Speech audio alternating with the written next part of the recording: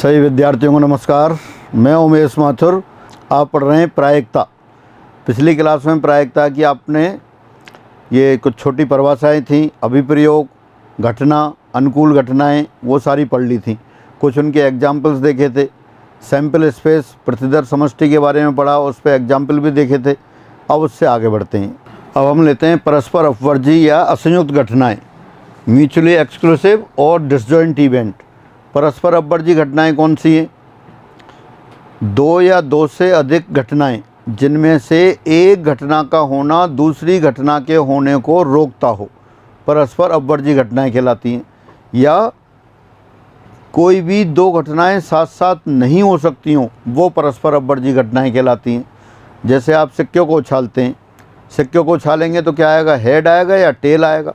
Head आएगा तो tell को नहीं आने देगा, और अगर टेल आएगा तो हेड को नहीं आने देगा। दोबारा से क्या कह रहे हैं? दो या दो से अधिक घटनाएं जिनमें से एक बार में एक ही घटना घट सकती हो, एक घटना का होना दूसरी घटना के होने को रोकता हो। Again, occurrence of event one prevent the occurrence of others, then such events are called mutually exclusive event. और you can say no two events can happen simultaneously, then such events are called mutually exclusive event. जैसे आप सिक्के को उछालने की बात कर रहे थे, पासे को फेंकें, पासे को फेंकेंगे आप तो ऊपरी वाली फेस पर एक ही आएगा, एक अंक आएगा। एक आ गया तो 2 3 4 5 6 नहीं आएंगे। 5 आ गया तो 1 2 3 4 और 6 नहीं आएंगे, यानी कि एक बार में एक ही घटना होगी। ऐसी घटनाएं आपकी क्या कहलाती हैं? परस्पर अपवर्जी या असंयुक्त घटनाएं कहलाती हैं। परिभाषा पढ़ लेते हैं एक बार। दो या दो से अधिक घटनाएं जो साथ साथ नहीं घट सकती हों, अर्थात एक घटना का होना अन्य घटनाओं के होने को रोकता हो, परस्पर अपवर्जी या असंयुक्त घटनाएं कहलाती हैं। यदि ए और बी दोनों परस्पर अपवर्जी घटनाएं हैं या म्यूचुअली एक्सक्लूसिव हैं, तो ए इंटरसेक्शन बी बराबर 5, यानी दोनों में कुछ भी कॉमन नहीं है। एक घटना जैसे ये है ए, दूसरी घटना ये रही बी, तभी तो ये असंयुक्त हैं। म्यूचुअली एक्सक्लूसिव में एक घटना का होना दूसरी घटना के होने को रोकता है, दोनों साथ साथ हो ही नहीं सकती, तब ऐसी इवेंट क्या कहलाती हैं? म्यूचुअली एक्सक्लूसिव इवेंट कहलाती हैं। अगेन दोबारा से देख लेते हैं। Two or more events in which no two events can happen simultaneously, that is occurrence of one prevents the occurrence of others, then such events are called mutually exclusive event. If A and B are two mutually exclusive events, then A intersection B equal to 5। Example अभी अपन discuss कर रहे थे, दोबारा पढ़ लेते हैं। जैसे आप आईएएस का एग्ज़ाम दे रहे हैं, तो आईएएस का एग्ज़ाम दे रहे हैं तो आप या तो सेलेक्ट होंगे या नहीं होंगे। तो आपका सेलेक्ट होना और ना होना दोनों कैसे हैं? म्यूचुअली एक्सक्लूसिव है। Again, your selection and not selection in IAS when you appear in the examination are mutually exclusive event. सिक्के को उछालने पर हेड या टेल का आना परस्पर अपवर्जी है। पासे को उछालने पर किसी एक फेस पर एक अंक आएगा, कोई भी अंक जैसे 3 आ गया तो बाकी अंक नहीं आएंगे, तो 6 अंक का आना वो भी क्या है? परस्पर अपवर्जी है। दोबारा से, पासे को उछालने पर उसके ऊपरी फलक पर अंक 1 2 3 4 5 या 6 का आना परस्पर अपवर्जी घटनाएं हैं। इसी तरह से 3 एथलीट्स हैं, 3 धावकों ए बी सी के दौड़ने पर, जबकि उनके बराबरी की कोई संभावना नहीं, कोई एक ही जीते, तीनों का जीतना परस्पर अपवर्जी है। एक बार में एक ही जीतेगा, ए जीत जाएगा तो बी और सी को नहीं जीतने देगा, बी जीत जाएगा तो ए और सी को नहीं जीतने देगा, सी जीत जाएगा तो ए और बी को नहीं जीतने देगा। Again, if 3 athletes A B C participating in a race where no possibility of dead heat, winning the race by any one of A or B or C are the mutually exclusive cases, mutually exclusive events. तो ये परस्पर अपवर्जी घटनाओं की बात रही, और इनको ही अपन असंयुक्त भी बोल देते हैं, क्योंकि अगर सैम्पल स्पेस की बात करें, ये सैम्पल स्पेस दे रखा है, इसमें एक घटना ए है, ए, दूसरी घटना है बी, तीसरी घटना है सी, चौथी घटना है डी। तो देखें यहाँ पर ए और बी म्यूचुअली एक्सक्लूसिव हैं, ए और डी ये भी म्यूचुअली एक्सक्लूसिव हैं, बी और सी ये भी परस्पर अपवर्जी हैं, लेकिन बी और डी नहीं है, क्योंकि बी के होने से डी का होना नहीं रुक जा रहा है। सी और डी ये भी परस्पर अपवर्जी नहीं है। तो जो असंयुक्त घटनाएं कौन सी होंगी? ए और बी असंयुक्त घटनाएं होंगी, परस्पर अपवर्जी होंगी जब ए इंटरसेक्शन बी बराबर फाई हो, यानी एक घटना का होना दूसरी घटना के होने को रोकता हो। तो ये परस्पर अपवर्जी घटनाओं की बात रही, उनके एग्जाम्पल रहे। फिर हम आगे बढ़ते हैं। अब आती हैं स्वतंत्र घटनाएं, इंडिपेंडेंट इवेंट। इंडिपेंडेंट इवेंट से पहले मैं एक एग्जाम्पल पूछता हूँ आपसे। एक क्वेश्चन पूछता हूँ, जैसे आपको प्रॉब्लम दे दी सॉल्व करने को, आप कोई प्रॉब्लम सॉल्व कर रहे हैं और एक कॉइन टॉस किया तो या तो हेड आएगा या टेल आएगा। सपोज इस पर हेड आ गया। दोबारा से आपको एक प्रॉब्लम सॉल्व करने को दी और एक कॉइन टॉस किया, हेड आ गया, तो हेड आने पर आपकी प्रॉब्लम सॉल्व होगी या नहीं होगी? हो जाएगी। हेड आ गया तो प्रॉब्लम सॉल्व होगी। भाई हेड आने से क्या संबंध है प्रॉब्लम सॉल्व होने का? हेड आ जाए तब भी प्रॉब्लम सॉल्व हो सकती है, हेड नहीं आए तब भी प्रॉब्लम सॉल्व हो सकती है। हेड आ जाए तब भी प्रॉब्लम नहीं सॉल्व हो सकती है, और हेड नहीं आए तब भी प्रॉब्लम सॉल्व नहीं हो सकती है। अगर हेड आने से ही प्रॉब्लम सॉल्व हो जाती तो सब आप लोग पेपर देने जाते और आपके रिलेटिव्स बाहर एग्ज़ाम सेंटर के बाहर कॉइन सिक्के उछाल रहे होते कि भाई हेड आ जाए, जैसे ही हेड आया आपकी प्रॉब्लम सॉल्व हो जाती। तो यहाँ हेड आने या ना आने का प्रॉब्लम सॉल्व होने या ना होने से कोई संबंध नहीं है। इसका मतलब क्या हुआ? ये दोनों घटनाएं कैसी हैं? इंडिपेंडेंट हैं, स्वतंत्र घटनाएं हैं। तो दोबारा से, यदि एक घटना का होना या ना होना दूसरी घटना के होने या ना होने से किसी भी तरह प्रभावित नहीं होती हो, तब ऐसी घटनाएं स्वतंत्र घटनाएं कहलाती हैं। Again, if occurrence or non occurrence of one event can not be affected by occurrence or non occurrence of another events, then such events are called independent event. जैसे यहाँ सिक्के को उछालने पर हेड आ जाए तब आपके द्वारा समस्या हल करना, दोनों कैसी हैं? स्वतंत्र घटनाएं हैं। अब पढ़ लेते हैं परिभाषा इसकी एक बार।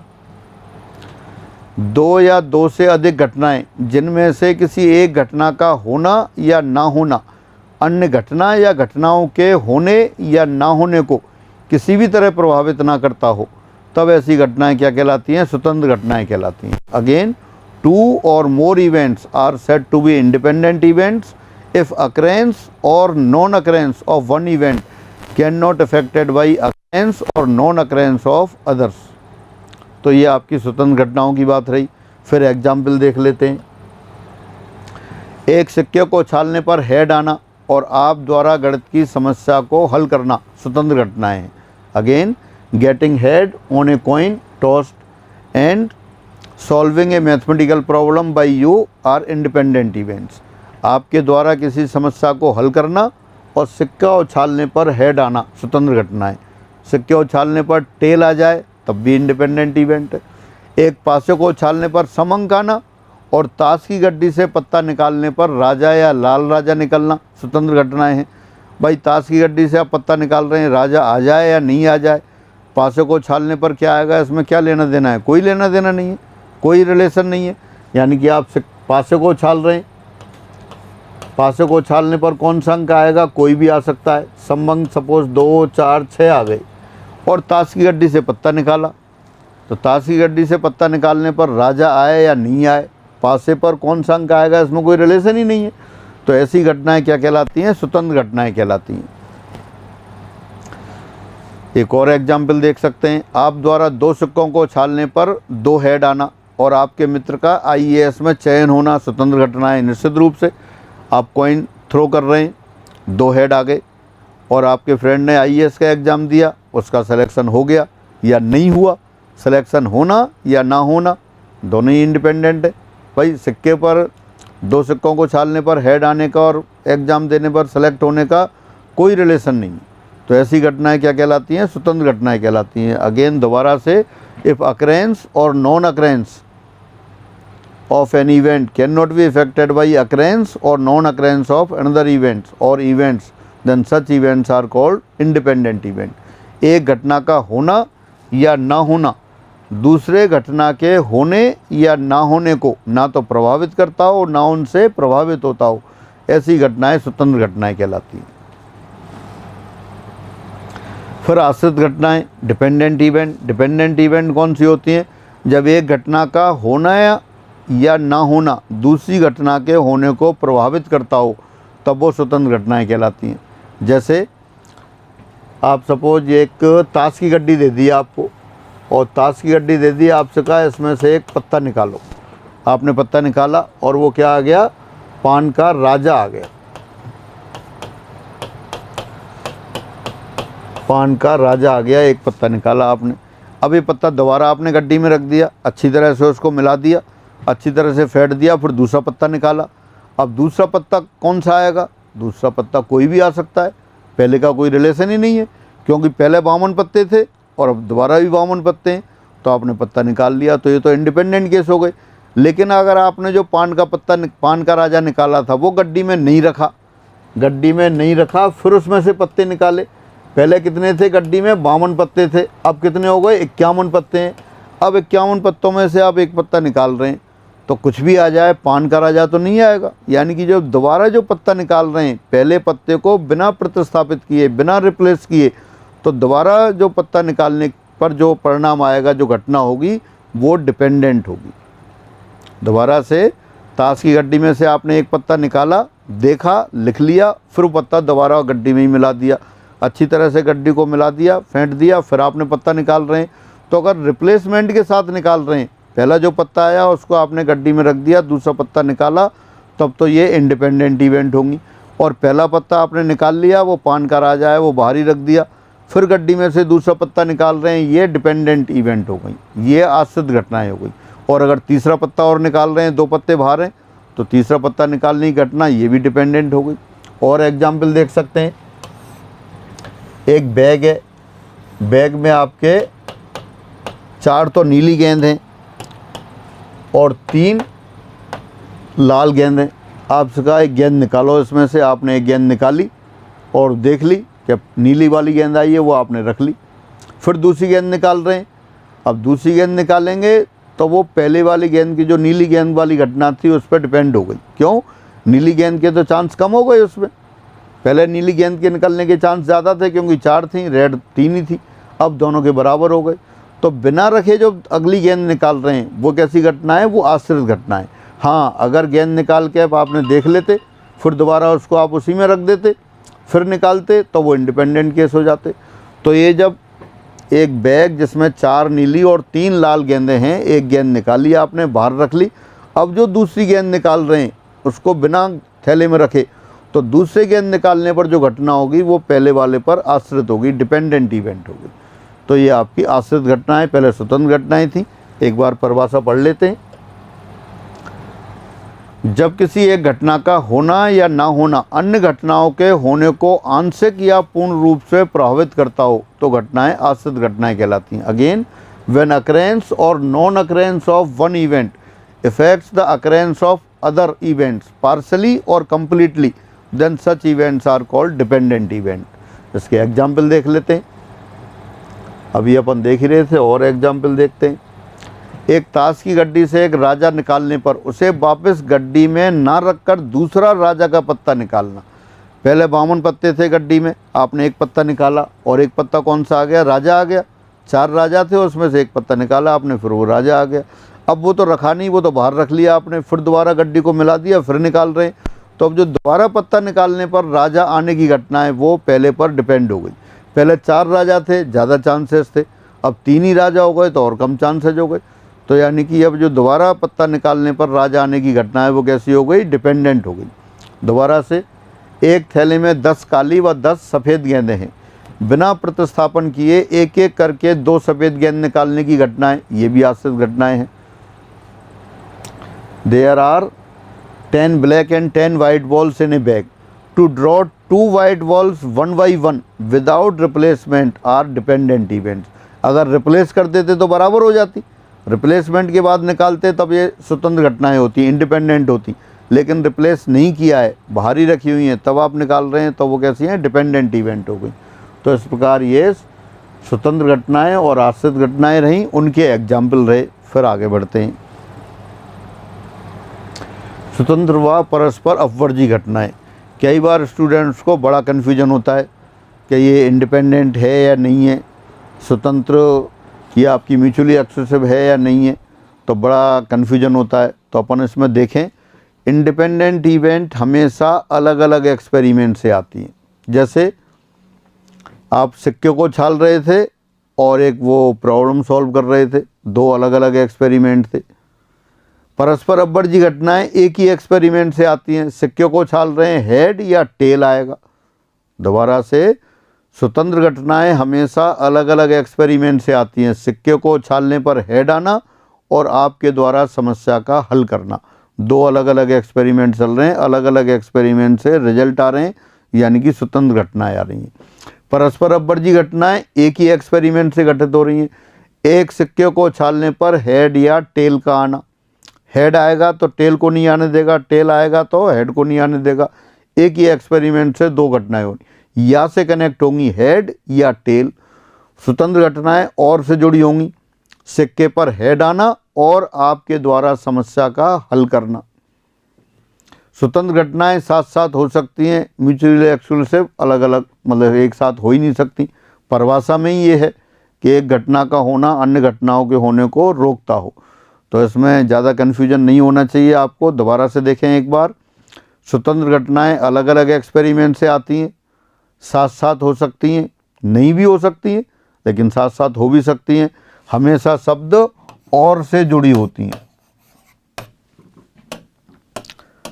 जैसे सिक्के को छालने पर हेड आना, ताश की गड्डी से लाल राजा निकालना।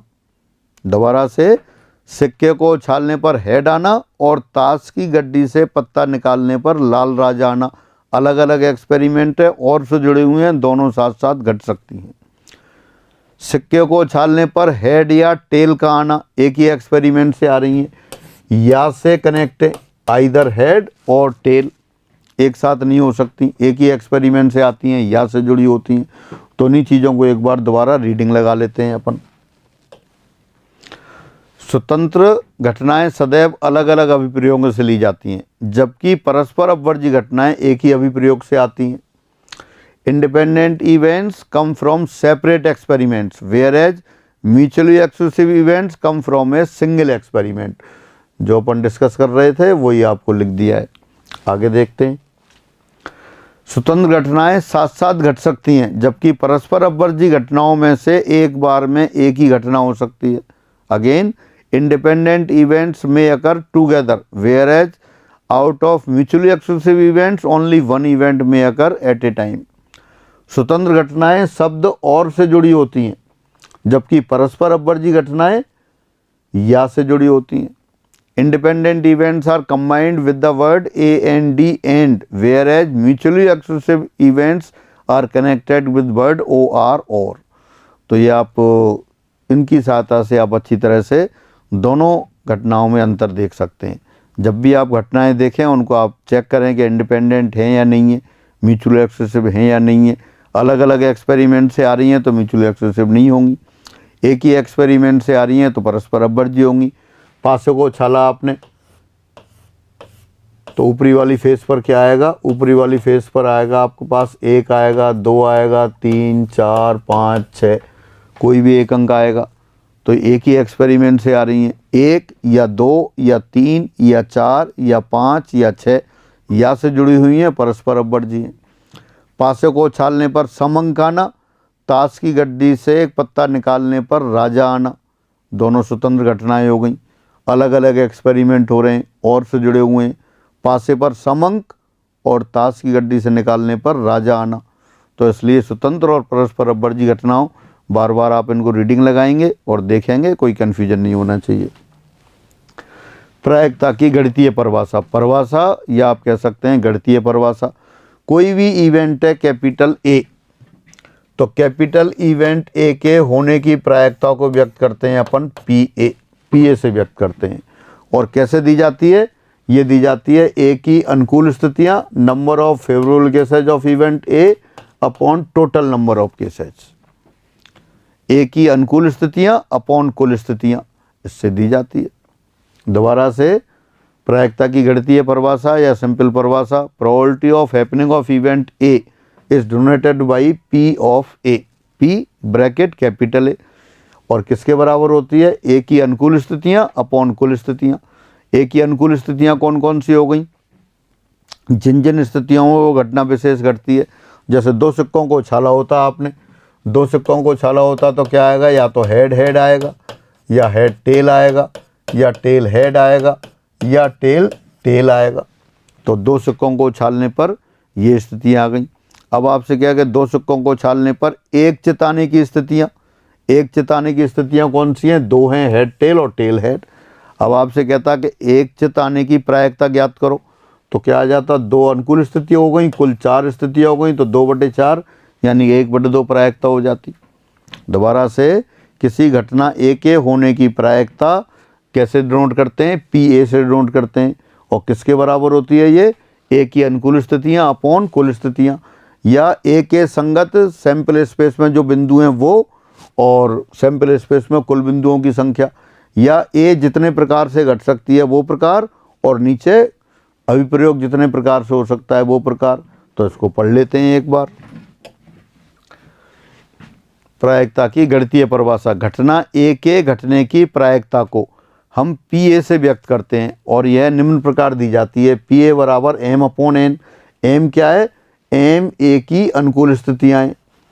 एम क्या है यहाँ पर? ए की अनुकूल स्थितियाँ, और एन कुल स्थितियाँ। दोबारा से, probability of occurrence of event A is denoted by P A and given by P A equal to M upon N. ये हो गया। फिर पढ़ लेते हैं दोबारा से इसको। और पी ए यानी कि प्रोबेबिलिटी ऑफ हैपनिंग ऑफ ए के होने की प्रायिकता, ए के घटने के कुल प्रकार और नीचे अभिप्रयोग के कुल परिणामों की संख्या, या ए की अनुकूल स्थितियों की संख्या, नीचे कुल स्थितियों की संख्या। दोबारा से, total number of happening of event A upon total number of outcomes of the experiment. ये प्रोबेबिलिटी ऑफ ए हो गई। या आप कह सकते हैं number of favourable cases of event A upon total number of cases.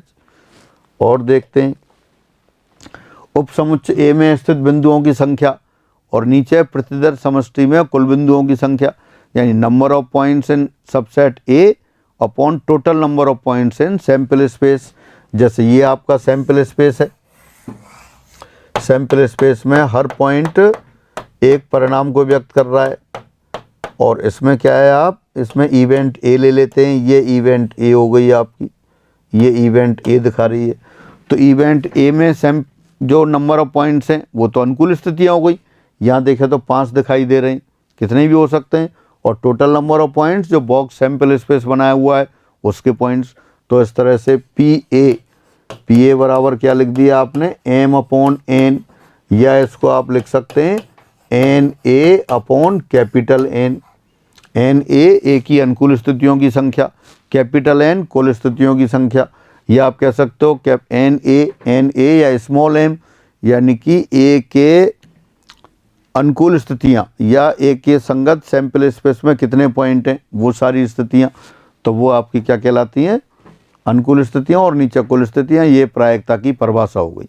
Finally, probability of happening of A is denoted by P A and it is given by small M upon capital N. अब अभी तक जो आपने पढ़ा, प्रतिदर्श समष्टि पढ़ लिया, परिभाषाएं पढ़ ली, और प्रायिकता की परिभाषा पढ़ ली। इन पर आधारित कुछ क्वेश्चंस लेते हैं। एक पासे को एक बार उछाला गया है, उस पर अभाज्य अंक आने की अनुकूल स्थितियाँ हैं। A die is thrown once, the favourable cases for a prime number are. पासे को उछाला है तो पासे को उछालने पर कितने अंक आते हैं? 1 2 3 4 5 6। अभाज्य संख्याएं कौन कौन सी हैं उसमें? अभाज्य संख्याएं हैं 2 3 और 5।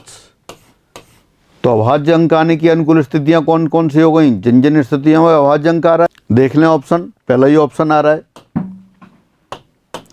2 3 5। 2 भी अभाज्य अंक है, 3 भी अभाज्य अंक है, 5 भी अभाज्य अंक है। तो अभाज्य अंक आने वाली कितनी स्थितियां हो गई? 3 स्थितियां हो गई। बिल्कुल 0 लेवल के क्वेश्चंस लिए हैं। ये एग्ज़ाम में कभी नहीं आते इस तरह के, या छोटे लेवल के एग्ज़ाम में तो उनमें आ भी जाते हैं। तो आपको बिल्कुल ये एग्जाम्पल लेने का पर्पज़ ये है कि अगर आप कोई छोटा एग्ज़ाम दे रहे हैं तो उसमें इस तरह के क्वेश्चंस आएंगे, या इनसे कॉन्सेप्ट आपके सुधर जाएंगे। पासे को फेंकने पर यदि उस पर विषम संख्या आती हो तब एक सिक्के को उछाला जाता है।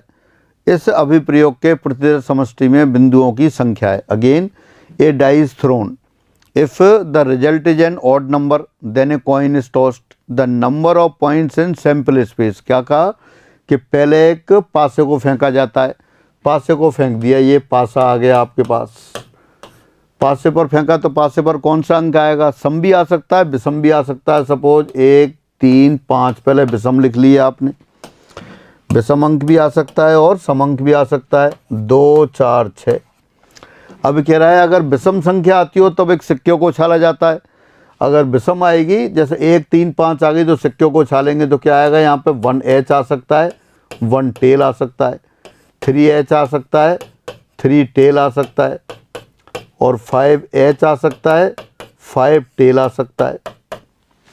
दोबारा से क्वेश्चन क्या कह रहा है, पासे को फेंकने पर यदि उस पर विषम संख्या आती हो, यानी कि 1 3 5 आएगी तो आप सिक्के को उछालेंगे।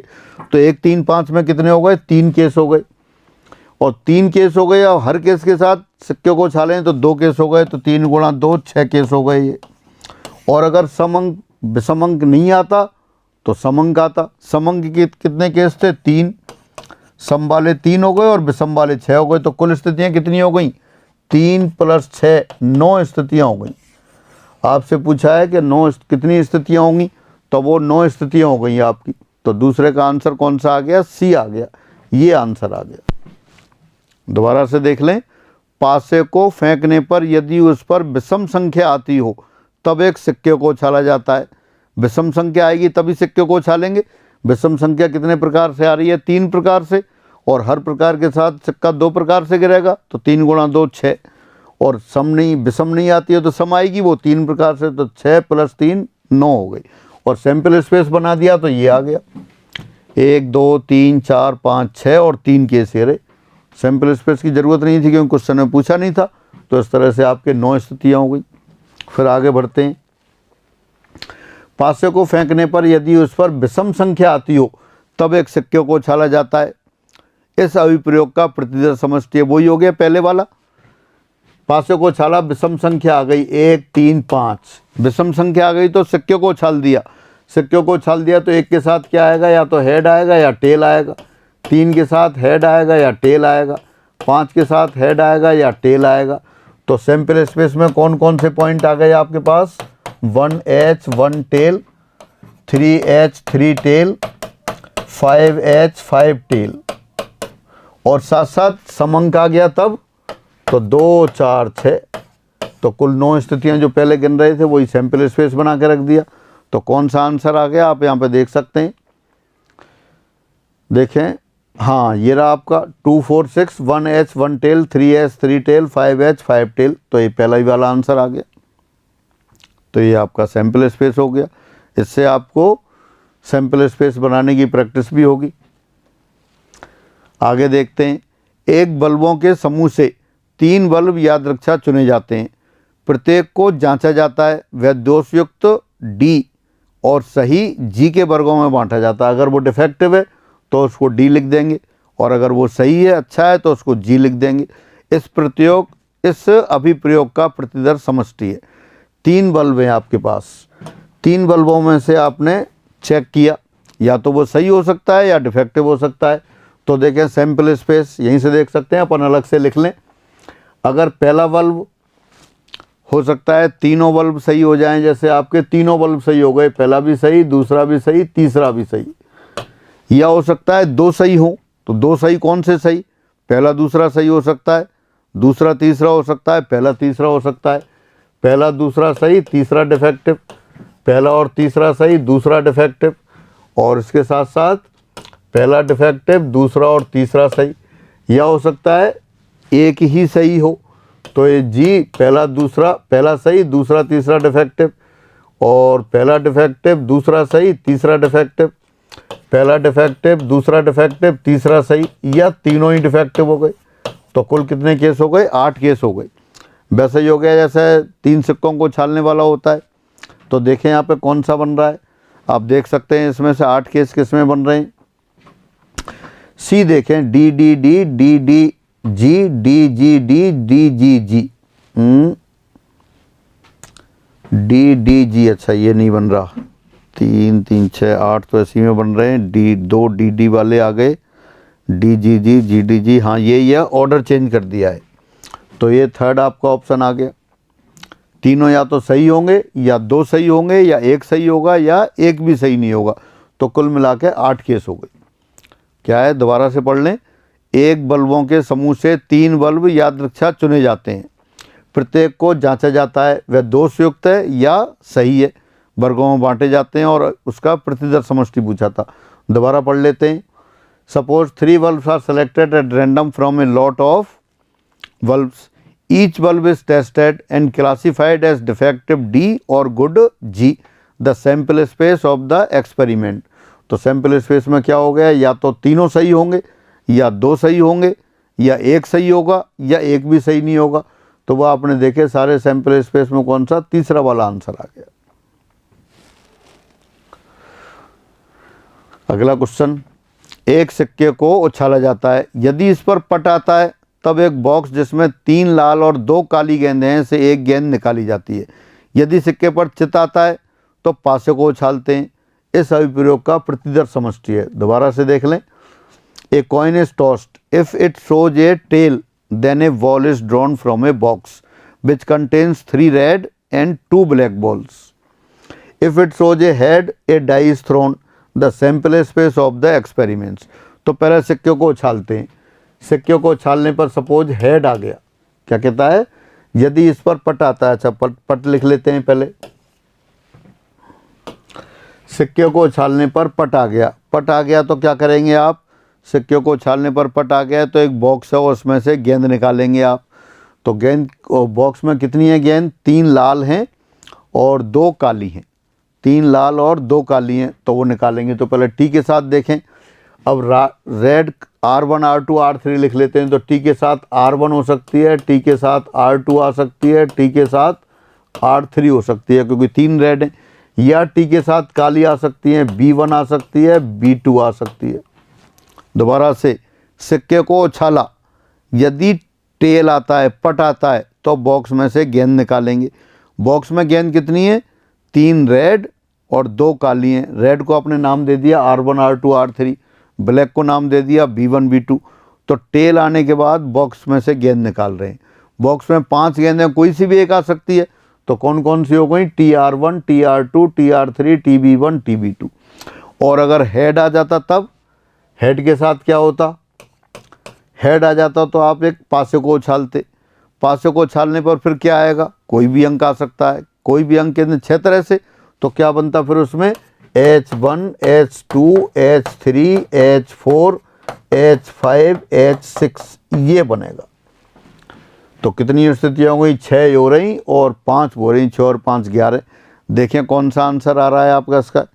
देखिए H1 H2 H3 H6 ये दिखाई दे रहा है। टी, यही वाला B वाला ऑप्शन हो गया। पहले तो आपका T1 T2 दे रखा है तो वो तो होगा ही नहीं।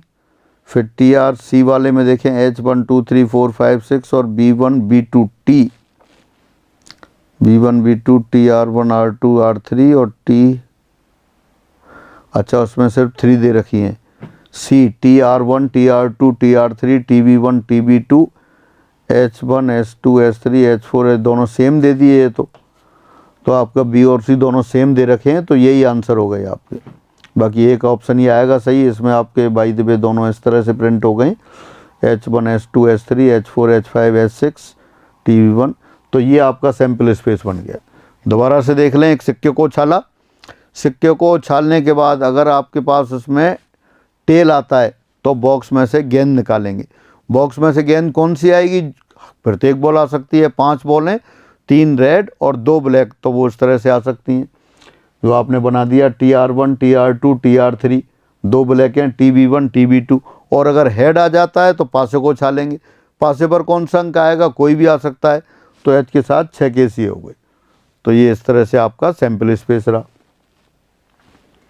6th, एक पासे को उछाला जाता है। यदि इस पर सम संख्या आती है तब एक सिक्के को उछाला जाता है। पासे पर विषम संख्या आने पर एक बैग जिसमें 2 हरी एवं 2 काली गेंदें हैं से एक गेंद निकाली जाती है। इस अभिप्रयोग के प्रतिदर समष्टि में बिंदुओं की संख्या है। दोबारा पढ़ लेते हैं। A die is thrown, if the result is an even number a coin is tossed. पहले डाई को थ्रो किया, अगर इवन नंबर से हो रहा है तो सिक्के को उछालेंगे। If the result is an odd number a ball is drawn from a bag containing 2 green and 2 black balls, the total number of points in sample space. Sample space में कितने पॉइंट होंगे, दोबारा देख लें। पासे को उछाला, अगर सम संख्या आती है तो सम संख्या कितने प्रकार से हो सकती है, 3 प्रकार से। सम संख्या आती है तो वो 3 प्रकार से आ सकती है, 2, 4, 6। सम आएगी तो क्या करेंगे आप, पासे सिक्के को उछालेंगे। सिक्के को उछालेंगे तो सिक्के पे क्या आ सकता है, हेड टेल कुछ भी आ सकता है। तो 3 गुणा 2 6 केस तो ये आ गए। और अगर विषम अंक आता है, विषम अंक कितने प्रकार से आएगा, 3 प्रकार से। तो विषम आता है तो बैग में से गेंद निकालेंगे। बैग में गेंद कितनी है, 4, तो गुणा 4 ये कर देंगे, तो ये 12 केस ये हो गए। तो कुल स्थितियाँ कितनी हो गई, कुल स्थितियाँ हो गई 12 और 6 18, तो ये 18 केस हो गए। यहाँ पे सैम्पल स्पेस नहीं पूछा था आपसे, क्या पूछा था कि सैम्पल स्पेस में स्थितियाँ कितनी होंगी। तो किस तरह से गिने आपने, पहले पासे को उछाला, पासे को उछालेंगे तो 6 तरह से गिरेगा। लेकिन अगर सम अंक आता है तो सिक्का उछालेंगे। सम अंक कितने प्रकार से आ रहा है, 3 प्रकार से।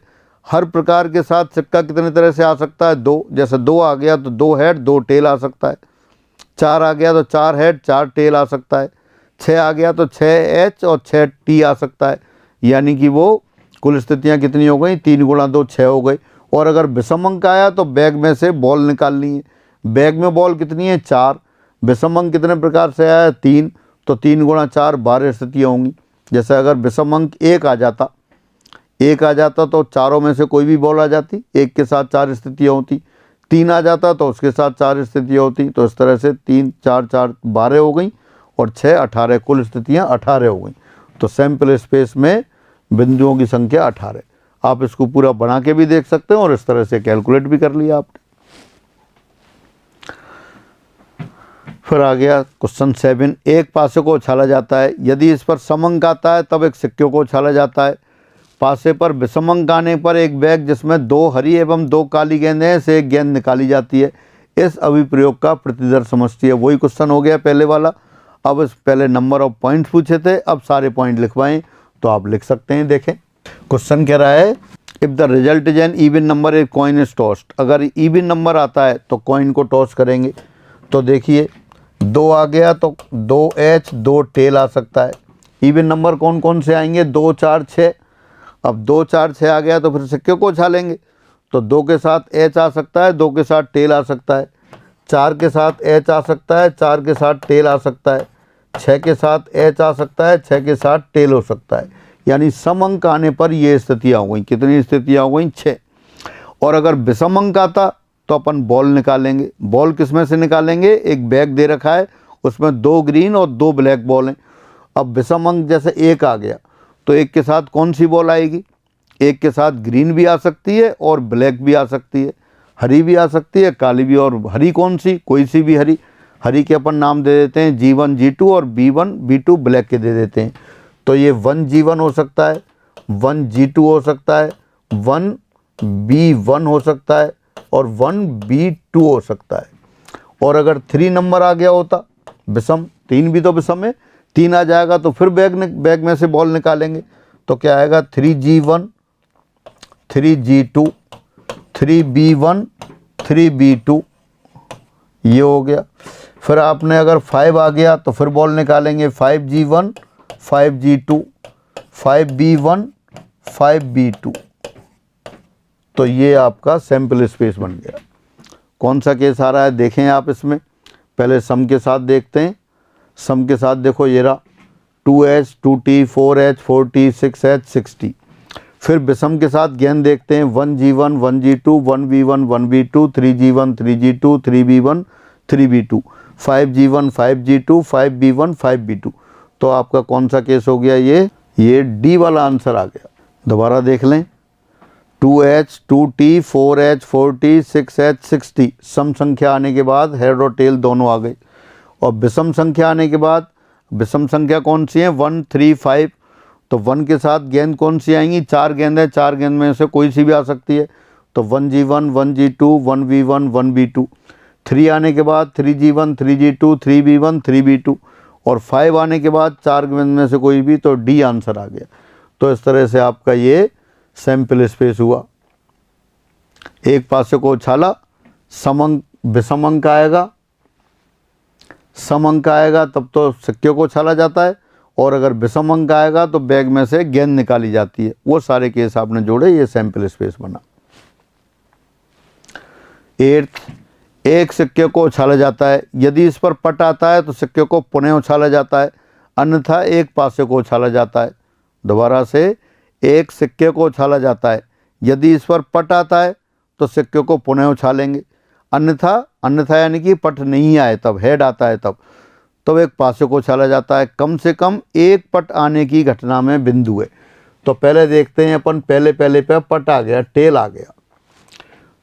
अगर पट आ गया तो सिक्के को फिर उछालेंगे, तो ये दोबारा क्या आएगा आपके पास, टेल हेड आ सकता है, टेल आ सकता है। तो एक तो ये आ गया आपके पास।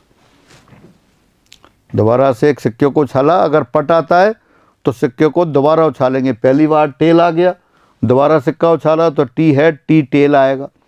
अन्यथा पासे को उछाला जाता है, अगर हेड आता तब अपन पासे को उछालते, लेकिन वो पूछा ही नहीं है। आपसे पूछा है कम से कम एक पट आने की घटना में बिंदु हैं, तो यही 2 बिंदु हो गई। Again, a coin is tossed if the result is a tail, the coin is tossed again, otherwise a die is rolled, the point of the event of getting at least 1 tail. तो एटलीस्ट 1 टेल यानी कि पहले तो tell आएगा ही आएगा, फिर दोबारा head या टेल, तो ये 2 पॉइंट रहे। तो कौन सा आ गया, पहले वाला ऑप्शन आ गया।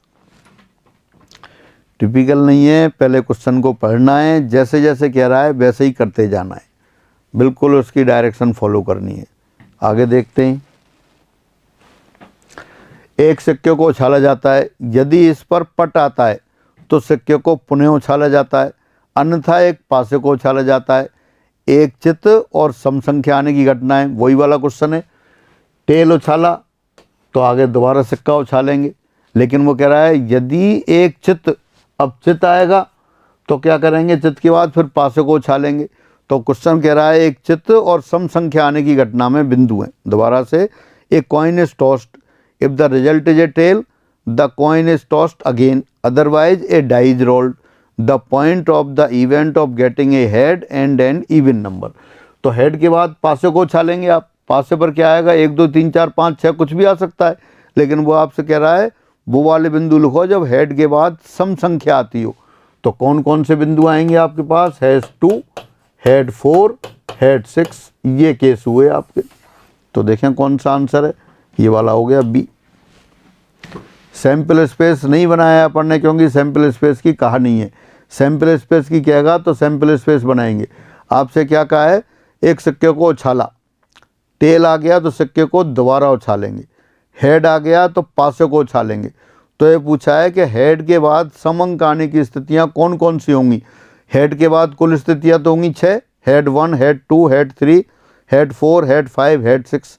आपको कौन सी लिखनी है, हेड के बाद सम अंक आने की स्थितियाँ। तो हेड 2 हेड 4 हेड 6 ये हो गई। तो दूसरा आंसर आ गया। फिर आगे बढ़ते हैं। एक सिक्के को उछाला जाता है, यदि इस पर पट आता है तो सिक्के को पुनः उछाला जाता है, अन्यथा एक पासे को उछाला जाता है। विषम संख्या आने की घटना में बिंदु हैं। तो ये फिर वही क्वेश्चन हो गया, विषम संख्या आने की घटना में बिंदु हैं। अब अगर पहले टेल आ गया तो संख्या का नंबर ही नहीं आएगा, तो ये केस ख़त्म हो गया। हेड आ गया तो पासे को उछालेंगे, पासे पर फिर कितने आएंगे, 6 केस आएंगे, लेकिन आपको कौन से लेने, विषम संख्या वाले। तो विषम संख्या कौन से, हेड 1 हेड 3 हेड 5, ये 3 केस हो गए। क्या पूछा है, विषम संख्या आने की घटना में बिंदु हैं। दोबारा पढ़ लेते हैं।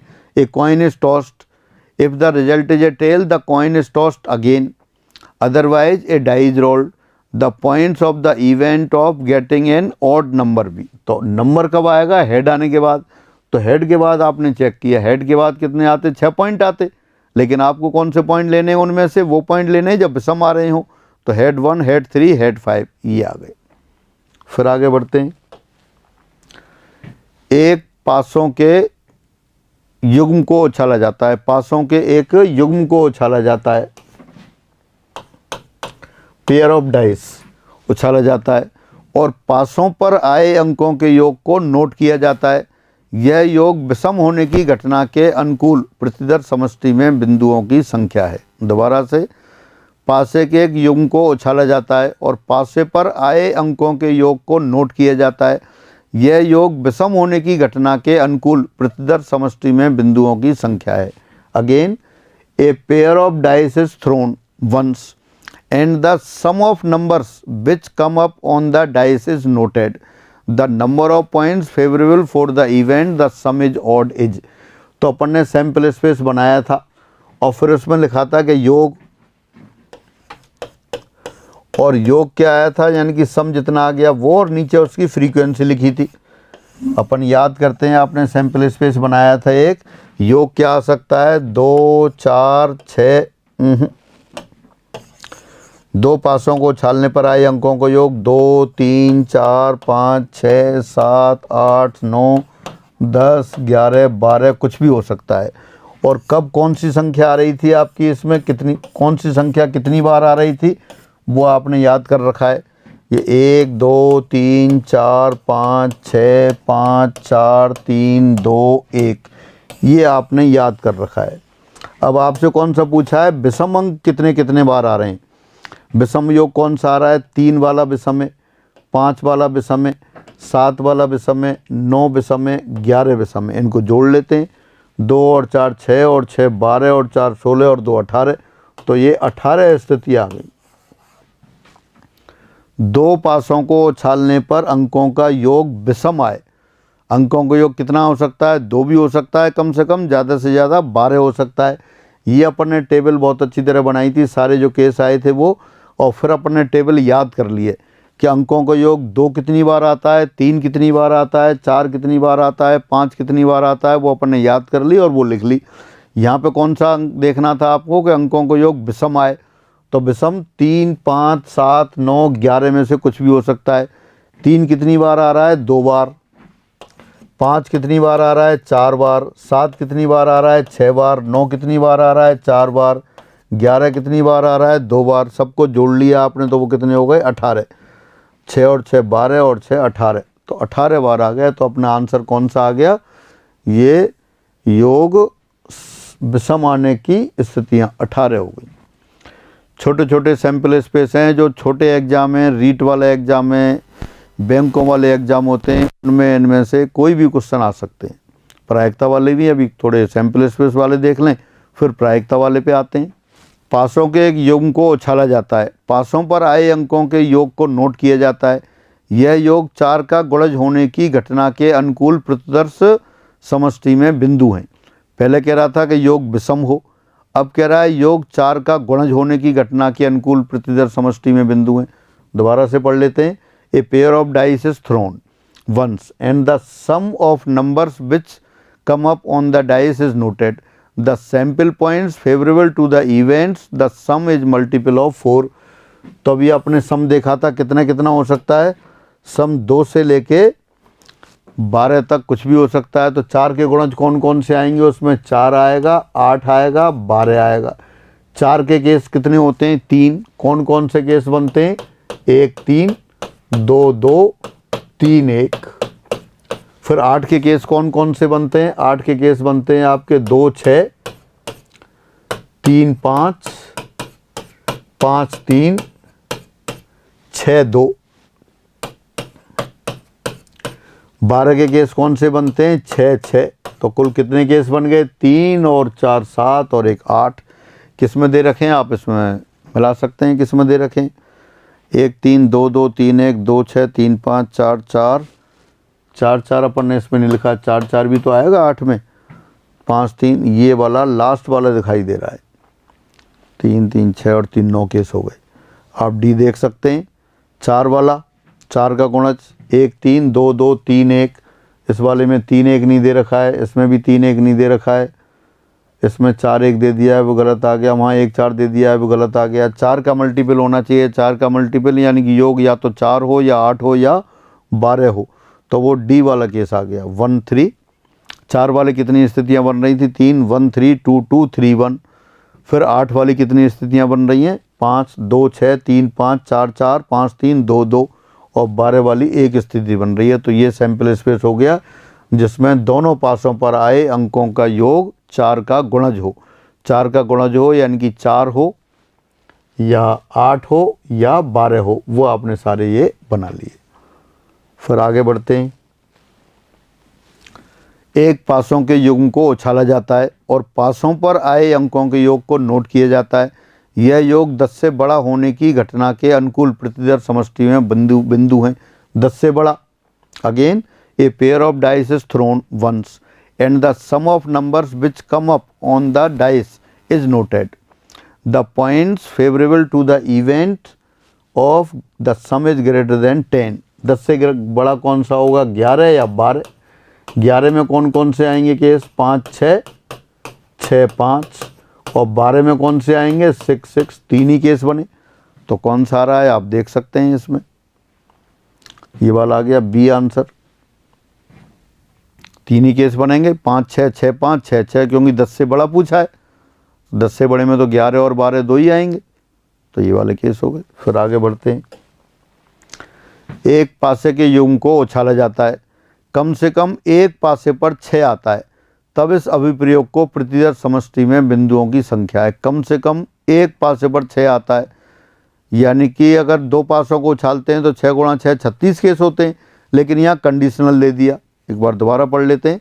A pair of dice is thrown once and at least one die shows 6 the total number of points in the sample space. अब 6 कौन से पासे पर आएगा, सपोज ये तो फर्स्ट है और ये सेकंड है। अगर 6 पहले पर आ गया तो दूसरे पासे पर क्या आएगा, दूसरे पासे पर 1 2 3 4 5 6 कुछ भी आ सकता है। तो 6 के सच बन गई है। और अगर 6 दूसरे पासे पर आ जाता तो पहले पर क्या आएगा, फिर पहले पर आएगा 1 2 3 4 5। अब 6 नहीं लेंगे क्योंकि 6 6 पहले ही आ गया वो। तो अब ये कितने बन गए, ये 5 केसेज हुए। तो टोटल कितने हो गए, 6 + 5 11 केसेज हो गए सैंपल स्पेस में। सैंपल स्पेस आपसे पूछा नहीं है, आपसे एक आया है एक पासे के युग्म को उछाला जाता है, कम से कम एक पासे पर 6 आता है, तब इस अभिप्रयोग में अभिप्रयोग के प्रतिदर समष्टि में बिंदुओं की संख्या है। तो 11 बिंदु हो गए। अगर आप इसको बनाना चाहें सैंपल स्पेस को तो बना सकते हैं। देखें 6 1 6 2 6 3 6 4 6 5 6 6। पहले पासे पर 6 आ गया, वो लिख दिया आपने। अब दूसरे पासे पर 6, तो दूसरे पासे पर 6 एक तो पहले ही आ गया। और कौन सा आएगा आपके पास, 1 6 2 6 3 6 4 6 5 6। ये केस हुए आपके। तो टोटल कितने हो गए, 11 केस हो गए। तो यानी कि 2 पासों को उछाला गया और 2 पासों को इस तरह से उछाला गया कि कम से कम एक पासे पर 6 आए, तब सैंपल स्पेस में बिंदुओं की संख्या पूछी थी, 11 आ गई। ये याद करके रखेंगे आप। एक पासे के युग्म को उछाला जाता है, कम से कम एक पासे पर 3 आता है, तब इस अभिप्रयोग का प्रतिदर समष्टि है। वही क्वेश्चन हो गया सेम। अब 6 की जगह 3 लिख दिया है। A pair of dice is thrown once and at least one die shows 6 6 नहीं, ये 3 है। The sample space of the experiment, sample space पूछा है तो वही देख लेते हैं आपका कौन सा आ रहा है। देखिए इसमें तो कम हो गए। यहाँ देखें 1 3 2 3 3 3 4 3 5 3 6 3 3 1 3 2 3 4 3 5 3 6, यही वाला आ गया। 3 3 एक ही बार आ रहा है। और डी वाले में देखें, यहाँ 3 3 ऊपर भी लिख दिया, नीचे भी लिख दिया, 2 2 बार लिख दिया, तो ये नहीं लिखते, एक ही बार होगा। तो ये सी आंसर आएगा। तो ये सैंपल स्पेस कुछ एग्जाम्पल रहे। तो आज आपने क्या है, परिभाषा प्रायिकता की परिभाषा पढ़ी। उससे पहली क्लास में सैंपल स्पेस पढ़ लिया था। उस पर आधारित आपने कुछ क्वेश्चंस किए, बिल्कुल 0 लेवल के क्वेश्चंस लिए हैं आपने। तो आज की क्लास में अपन इतना ही रखते हैं, फिर अगली क्लास में मिलते हैं। सभी को नमस्कार।